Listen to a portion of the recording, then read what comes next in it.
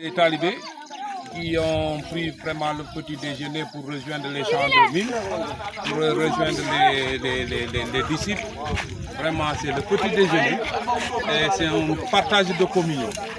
Me voilà avec une délégation gambienne qui a été dirigée par mon homonyme Moro Dramé, le fils du Marabout, et il a un mot à dire, vraiment. Et c'est une fierté de communion, vraiment, de partage. Aujourd'hui, nous sommes très fiers du Marabout. Il a dit dans ses discours que vraiment c'est le travail qui paye.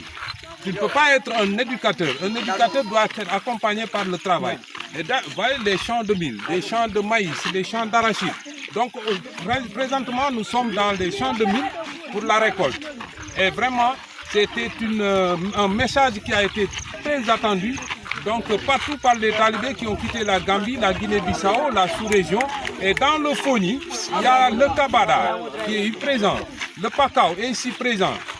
Vraiment, ça c'est une journée de fierté. Les travailleurs sont tellement fiers et ils n'ont même pas senti la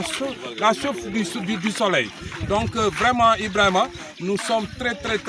contents. Et nous voilà avec les certains talibés, des disciples qui ont vraiment des partages de pain et d'Iragon. Foni Mampalago, ñom ñepp ngi fi dajale fi tay di bo dé Medina Wandi Far dem Kanjaaji ñew tamit ba ñu koy waxati Kanjunku ñom ñepp ngi fi boy jëlé Pakaaw ñom ñepp ñu ngi fi donc ñu fété liggéey bi donc alhamdulillah rabbil alamin kontaan nañ trop vraiment ñu ngi ni ci di tool bi inshallah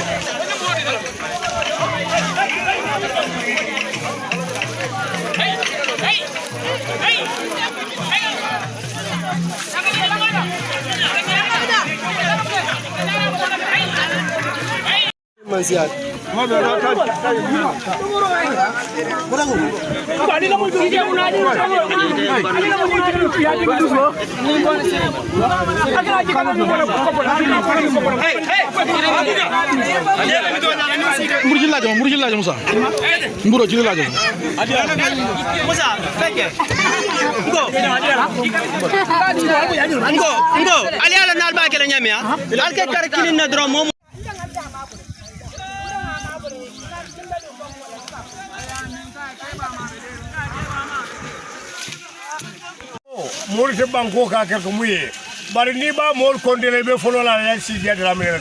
pour ça lu ndra mido dabo muso dew ala dunia amake shola kolo shungile ka simbi ya bimbi ba joy banje mulbe koma wol ne ma lon ko kolon sur la sade ala si dia balu manko odo ka tendo ka dua kai ate ala mun ka joni sima yake jado kama kamul nafa ke kafu ala o kai a jama fem bijando ina ta mun ni wolo londo ta barkari anna fama ala ya di bela ni aje be ja wala yalo man ni ko kebal ko ngamurun kunun nodo ko lo diata de nim folo man dia mo buka taje ba moro woto amanke tadi bolante yar fon fanante kuyinka fodentende ala sidia manko dire banko kan woto katendo ko ka foni ko jay ka duniya be jay dende ni alonga witaran jambia na raja akabe kondonna be tendula be jayla ala dua be alhamdulillah rabbil alamin ka fude make kondo ke tendua ke jay ul falanga dua kai ay men nyaado ay men bulu ala la masaya kan nin kan mama mun ka soro fanko mun ni simani harje kodo ala kanu nasi nabe nyaay me kan nyaay men kan me anuma ala la masaya kan kila hormo bi de se wota bake mari malum kanu tele alhamdulillah rabbil alamin ka fu mulu ko assalamu alaykum wa rahmatullah fi umul qura ci bërëbu ala Cheikh Sidé Dramé ci taaram mooy li ma leen di wax rek nit ñi jóge nañ fu ne Gambie Guinée Bissau ñëw bokk ci yokk ci taalibe yi di def liggéey bu rafet bii nii donc daara boo déggee nii daara ñu ne la daara du jàngale kese mais da ngay jàngale ànd ak liggéey donc lii di nga koy sant di ko gërëm moom sëriñ bi li mu sumb nii di ko def at bu ne donc ñu ngi ñaan yàlla mu gën a am yokkute di chaque année lépp loo xamante ni bii dafay yóbbu ci hectares yi mu gën a yokku donc lii vraiment liggéey bu rafet la boo xamante ni bii vraiment duñ ko ñaanal rek di ko ñaanal yàlla may ko gudd fan ak wér donc taalibe yaa ngi nii nit ñi jógee nañ mooy li ma leen wax dëgg distance Diragon Fogni Kabada presque ñëpp a fi tase donc jóge nañ Pakao donc ñeneen ñi jóge Guinée Bissau vraiment liggéey bi vraiment mi ngi jaar yoon nag donc kii mooy Serigne Sambou di taalibe magum taalibe yi donc Serigne Sambou donc il faut nga wax ñu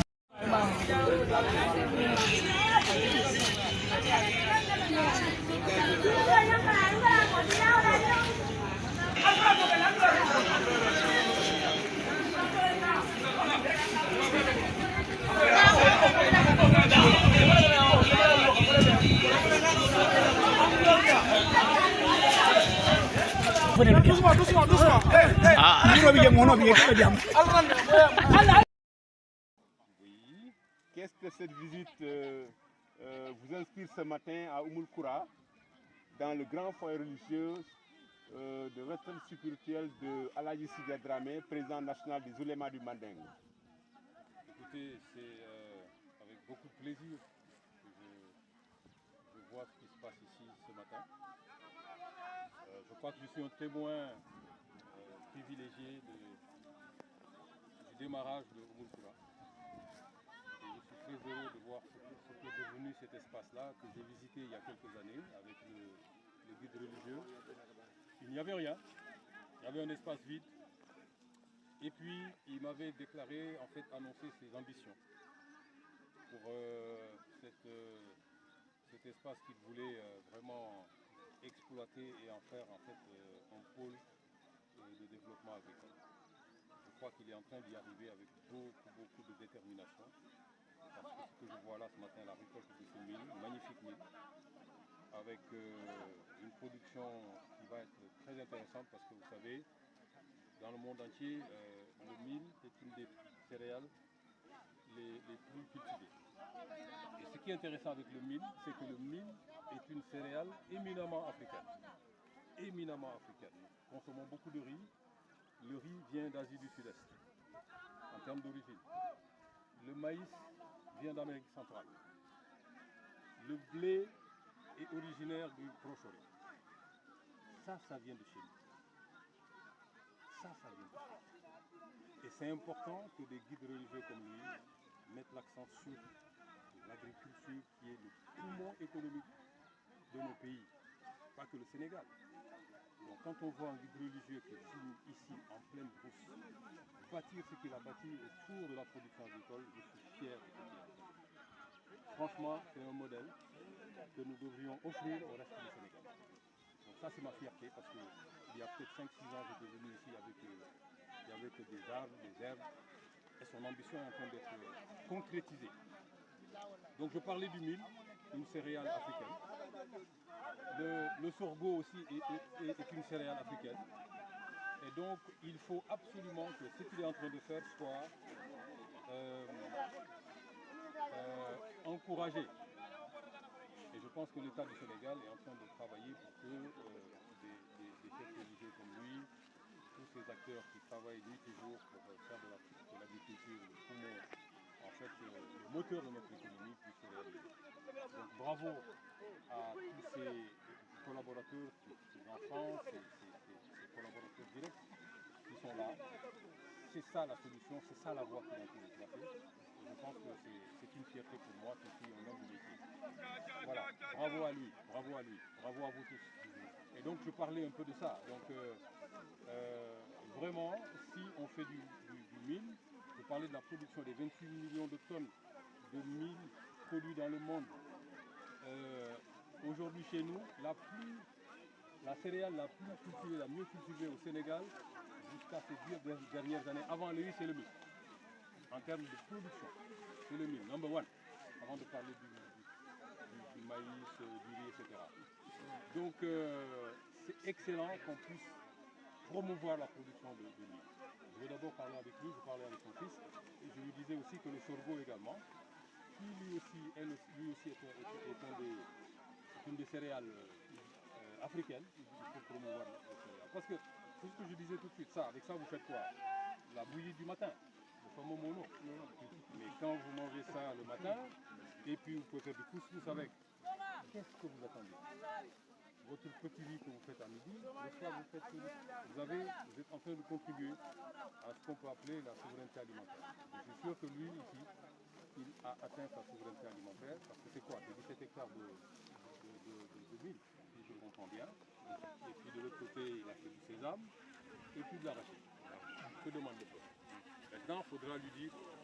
qu'aujourd'hui, il faut qu'il fasse un peu de riz aussi. Je ne sais pas s'il a fait du riz, mais un peu de riz, beaucoup de mil et beaucoup de sorgho. Peu de riz, beaucoup de mil, beaucoup de sorgho, parce que vous savez que le sorgho aussi et le mil, ce sont des céréales qui sont très, très utiles pour l'alimentation. Voilà. Et puis comme vous l'avez si bien dit, M. le ministre, l'exemple du guide religieux à la cité de Dramé va au-delà du Sénégal, pour ne pas dire, voilà, comme vous l'avez dit, inata kane terimaji be kanunte min keta moroti ala Cheikh Sidi Dramé min keta le président des oulémas mandins du Sénégal a keta khalifoti a fama la bunto min keta ala Fodé Saloum Dramé la bunti donc a keta côté que ambassadeur pour la paix universelle ko ambassadeur pour la paix ite alonne ko Cairo damman akola exercer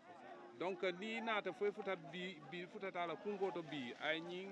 ñu kato min organiser talibol benta mol botanam fannal bela ka bonan Gambie Guinée Bissau sous région mol be bijanne sa foño foñi banko mol fanal be funtita nanne donc kana ma be ñindo ko to jan adu ala nata ke fana ite fana fon nata na wilina iman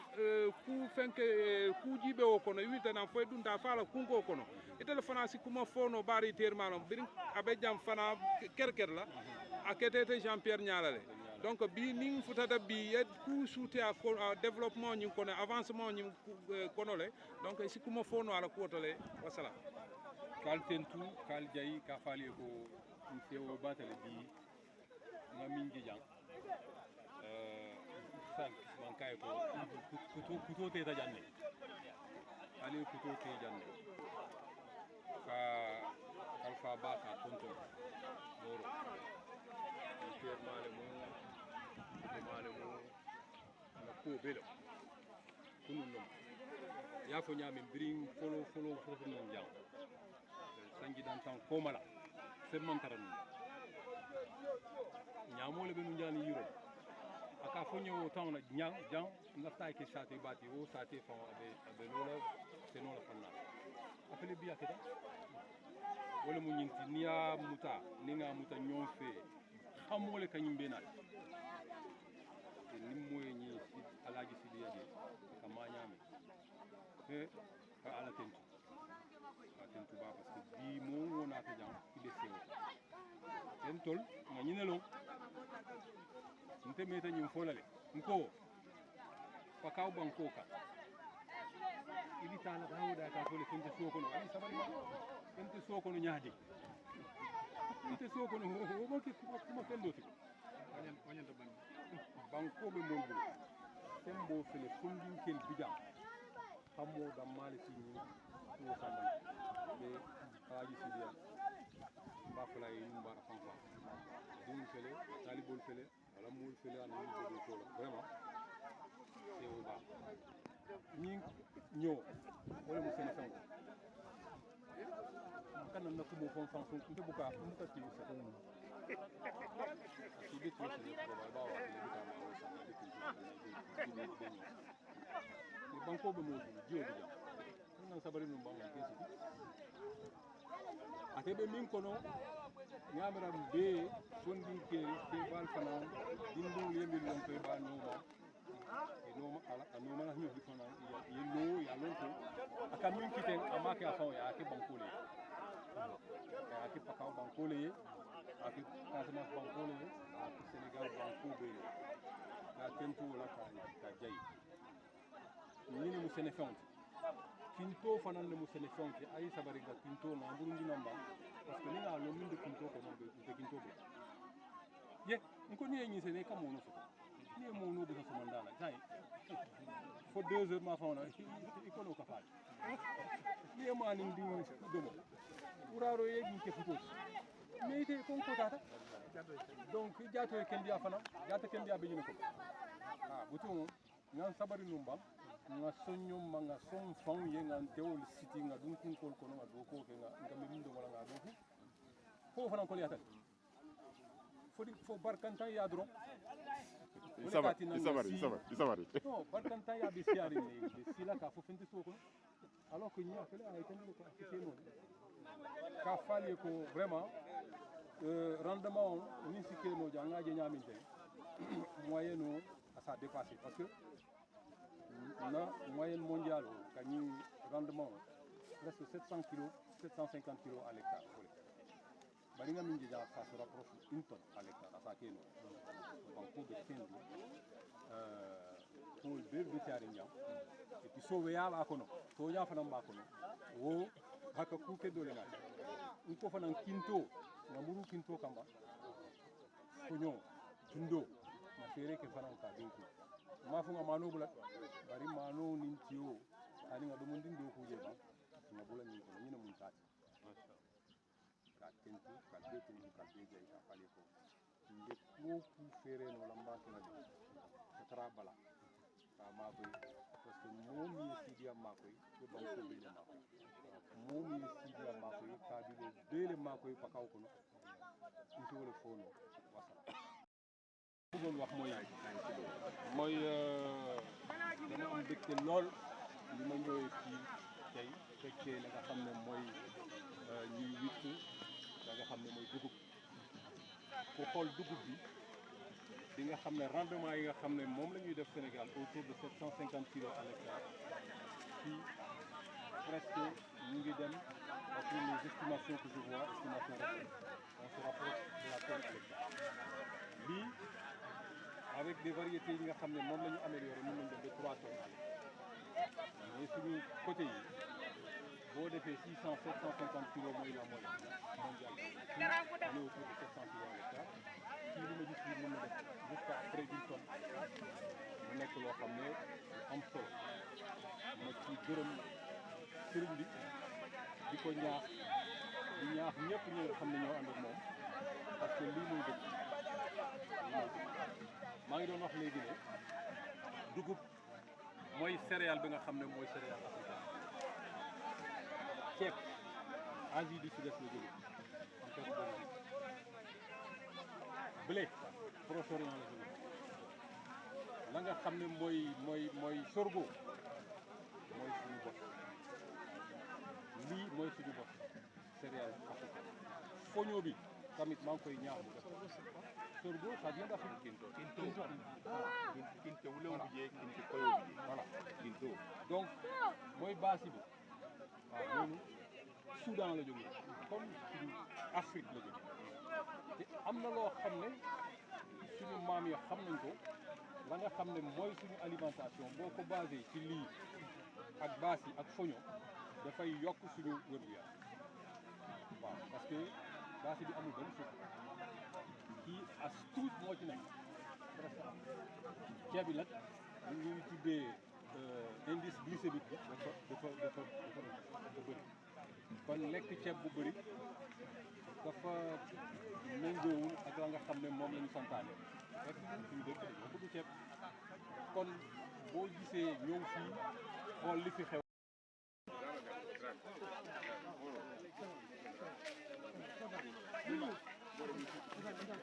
Ça va bien.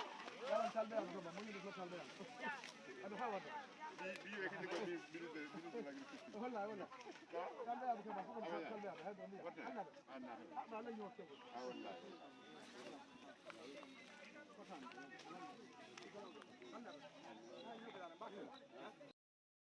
barakatu mbokk yi dañuy sant yàlla bu baax mi nga xamante ni moo ñu boole ak Baye Alhaji Sidi Dramé mu nekk suñuy sëriñ suñuy wasila mu jiite ñu dañuy wax lu bari mën nga dégg ñu ne sëriñ du waroo ko topp ba topp yàgg waaye àdduna li ko teye mooy nit ñi dañoo war a wóolonte toppante en tout cas topp ndigal sant yàlla bi yàlla boole ñu ak moom waaye du julli ci yonent bi sallallahu alayhi wa sallam moom mi nga xamante ni jikkoom la ñu jàngi ndax yàlla def jàmm dama ne jàmm dañ koy tabax safaan ba nag fàtte moo koy may la yàlla may nga fàtte moom mi yàlla moo la ko may jëmale li nga koy jëmale ki jaam yi lu bokkul ak sant yàlla ba tax na gis na ni nit dafa war a gëm yàlla gëm boppam fépp fu mu mënta nekk mu liggéey fu liggéey bu rafet mooy ko ni yar ak jàngale ak liggéey bi nga xamante ne ci la ñu nekk nii lu tàmbale nit yu njëkk yi ba léegi loolu la ñuy def nit yu baax yi nga xamante ni ay saalihiina yi nga xamante ni ñuy jiitu ci ñu baax ñi ñoom gis nañu ni ñàkk liggéey dafay yóbbu nit ndool bu ndool yi bare ba ëpp rek mu ñàkk mu indi noonoo ci ay diggante waaye Baye Alhaji Sidi Dramé nee na nañu nit ñi dem liggéeyee gëm seen bopp ndax képp ku nekk bépp xale bu nekk fépp foo mënta dem liggéey nga fay fekk waaye liggéey boobu yaa ngi koy bàyyi sa ginnaaw te da nga ko war a def ndax kenn ku nekk boo defarul sa gox kenn du la ko defal loolu la ñuy jàngal ba tax na mu def liggéey bu rëy bi fii toolu suuna la toolu mbokk mi ngi fii toolu sésame toolu keeb toolu bu nekk daal yu bari ñu ngi fii liggéey nañ ko waaye tey dañu xëy ci toolu dugub bi nit yi bari jóge fu nekk yi xam naa am na ñi ci kon wax nañ ci nit ñi jóge nañ fu nekk ñëw jàpp ci liggéey tool bi kon dañu leen di sant bu baax di leen gërëm di leen won ni Alhaji Sidi Dramé référence la boo xamante ni dañ ko war a topp ci lu bari comme Moro Kisma Dramé bin felenti be daro to miyala ko ka fuja e umul kura bi la to mulana muni si jambi ala ten folo Ibrahima ka salikila sallallahu alayhi wa sallam ma fomi yalon ko wala mo tammin li ñaato min mo ba Alhaji Sidi Dramé aketa ñen nemati mais moo ñing kam tan kiilaɓe sallallahu alayhi wa sallam kabo alpha bal bo fakta kiilanomo sallallahu alayhi wa sallam bi min ɓen ndi jang olom ala ten to baati fulo ka kula alpha la yamaronoma mimo ba Alhaji Sidi Dramé wala mo kulorote anin kalandiro anin ɗo ko bimbo do kilne to kar kuluro be ñaabo kande suuto anin tilo karaw nin kalandiroɓe kering anin ga yamarol men sutabo bulo ala alkarano kara wato bela ka kayro duwa banko e anin ka kayro duwa dunia ton ko nano ɓe anin banko ñaton ko min fanaɓe kaforin je e dimbalo ku kelondi fanna kelondi yaloji malum yidaman soti yalo e tol muna ñantema e le fanna ñanta muna kel min bo kono dow ko kol woni kalandiro kola dow ko ayolo yitandin kam bulo fotande fama bema kay tandin na ko ñanda dow koke a baba la yamoro kan min keta cheikhna alhaji fode salum dramé jamano ɗo lung do la ko talibol ye ko ani dimbayalu après do kol kamo balunde soto ko do ko kafun danne balwoy sonia do ko da maka sabato kan wal kamo balunde attale do ko ayol to la dimbal ko molla jambi talibol pareta kana moro bulo ñor ndo do ko la ka bonan dinkiral beto commune jamla ko ya ko nyami temuru lo dikko dinkiral temuru ka woli o to fola ya bang mo wota karo be la way ko mo bande ngam mo ten dungi jayi alfa ba to ya la mi mo moro to kala se o yitandi mo le no nyami kay ala ñu kunku bala kana ka be kataye ka be la ñu kan kasiti ka foni di natuma ngame ni ñinen ka wolum kuti mi yalon ko molo ko jambi yàlla may ko gudd fan may ko wér yéene bi nga xamante ni moom la am ci doomu réew mi ak yéene bu am ci réew bi jëm kanam ak ñi ko jiite yàlla yombal leen ko ndax seen yéene ñi mun ko matale mooy suñu ndam loolu yàlla na ko yàlla def xam naa loolu mooy kaddu bu gàtt bu neex bu baaxee nga xam ne yéene bi loolu yàlla lu mu mënta nag rek yéene bi du noonu xam naa sant nañ bu baax di ñaanal ñëpp yàlla faj seen aajo képp ku fi nekk képp ku yaakaaram nekk ci moom yal na yàlla mottali yaakaaram kilifa aada yi kilifa diine yi ñoom ñëpp yàlla jàmmal leen jàmm boobu law Sénégal waaye jàmm boobu law ci àdduna asalaamaaleykum wa rahmatullahi wa barakatuh rabbil alamin alhamdulillah rabbil alamin alhamdulillah rabbil alamin roma fansa man sa tallaten tento sendi man sa tallama abara vraiment fo ni sewo fana ni contano machallah ci bañi ndem famale nde fo Gambia ndem Moustapha Dramé la mo boro fo Gambia ci bañi famale fama do manu ne darambe Gambia wol fenante le plan kana nan kana be ni altintu bakele ko min damma be dañan talibé min damma be jam alhamdulillah ni ko do je war ñama yemol ji jam lon ko bi alhamdulillah do jabol min be sal ci bañi talibé mbabul ja tamit mo ceme sabalal mbabul suko na jam bari amay amang yakar fen na fanama ko senoti yo wo seno abola kam ko ko wala ñinti yo ti ko fanam bi ñana ba ñi mu ñoo ko le ñi mala san suñu sunoti yo bari alhamdulillah ñi ci wasifa ala to ani seno be bal ko wala be dinu fam balu ndika wala yo nabo ñama mo se min duwa don ke sima duwa te ani jada cendia ani harje firon parce que ate ala duwa jabe morol mak machallah bari morsa kata ba ke man sakunda si yamfu ke ba ñi anyanda ka makoy parce que ni aji ba balu ram dinu amba dimbal damal seno ke balu wala talbum babula siara mo ci sabati yo nabo ñama man sa ñanta ka bulu duwa ko ka sam be dan do ñi man sa bulu wala fay sa ñaalu wa fanan ka parce que nimbe jamano kan o jarta mako la because kulu woni ke molu dino la to boda mala bunda to an tel fu contano anin ni sewo wala ka fo be fo ala sin beso kayro la amin ay vraiment itaje mi beta mo kan jam jamal ni ko nyama le beta mo ka say fon jam pen diam fo duwani ala tento min ko na jam barka barka inshallah barkatu badu ka be kon donc be ziara na len jam bi alsalo ko kilir bala mu yalan ko bodana khalifa o ma fona min keda al khay Cheikh Sidi Dramadi président national du ulema mandin ambassadeur de la paix wole kirloke talibolu signodu kafunte kanuntelu kana do ku bala mi yalan ka keda kilala toloti kilala kunko min keda daroti ka daro mi umul khura fakaw nyawa bi mul nata kana wala tok moro kirloke bare alhamdulillah badiwul nata ka bonam berin Guinée Bissau Gambia Sénégal tundo be mol bonnanje nalaje wolle mininti molu bakan alhamdulillah daira mi fana yalan ko amu daira alhaj Cheikh Kisma Drameti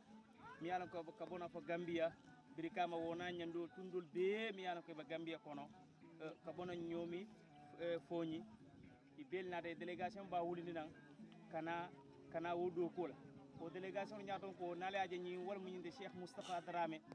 wala délégation ñaato alhamdulillah inaara biru somonda mol ba kan kala jele momantu ka bonan tundol to kana do ko le mi yaron ko ala la do ko le kila la do ko le mo parce que ala ni ba ñinola ib kabula ala noma ni ba ñinola foye balu tara koyola na moro na tan wulan ko na ja wulote ay wulote ay daro loje alqur'ano ba karawna aba kulurola aka senoke itara ka balu walla nimmi e nyingi salon ko bi wala ba keri min keda alpha bati khalifa ba al haj cheikh Sidia Dramé ambassadeur de la paix président national ouléma de Mandin wala killo ke bi mobe nati danko jang kabadul be konton kabadul be tentu morula duwa nyimma baliye kabonan Gambia to fokana Sénégal fokata Guinée Bissau baduna duwa be dairal nyaton ko nalaje wolle minyinti afam moro Dramé Mustafa ani alhaji afam Moussa Dramé moro la élément le mindi minana ko tolle ba lorin dairal lo kulla birin tundol to kada tundol to tolle be mol fanan e nyato minalo ko be marmin do kola wo nyaton ko wolle min nyiduti nalaje wol mo bi molamma beeti jankana umul khura sate kono sate nemare sate barkari sate miyala ka bolwa taralla sate miyala ka bolwa la posolla sate miyalo nga majikola mokan namanke alati Allah subhanahu wa ta'ala moro katita moya ka fo moyon sonyina aboddo ko la alele alqur'ano wala mala do ku fewte aboloru wala kan aka bolu wala la ani sama seno ngalaji ni wulo yaji biri 1000 hectares wala nyaadi hectares o befele e ka be ka do kolti nyola mu tubaño dio pour talibol kanta de lado kata daniro la pour talibol kanta de lado kata mul batandi je bara mbokki juliti mbokki talibé yi ñu ngi leen di nuyu di leen ziara ni ngeen di gis ni ñi talibé al haj Cheikh Sidia Dramé président national ouléma Mandin ambassadeur de la paix ci noonu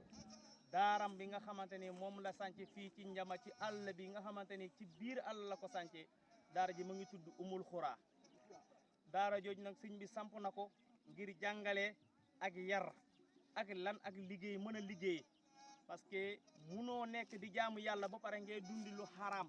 sëriñ bi loolu la bañ bugul loolu moo tax nag mu ñëw sànc fii ci ci àll bii daara ji di umul xura muy jàngale ay milliers de personnes ay milliers de nit yooyu donga yoo xamante ni fii la ñuy fanaan fii la ñuy jàng fii la ñuy dund te kenn du jéegaane fenn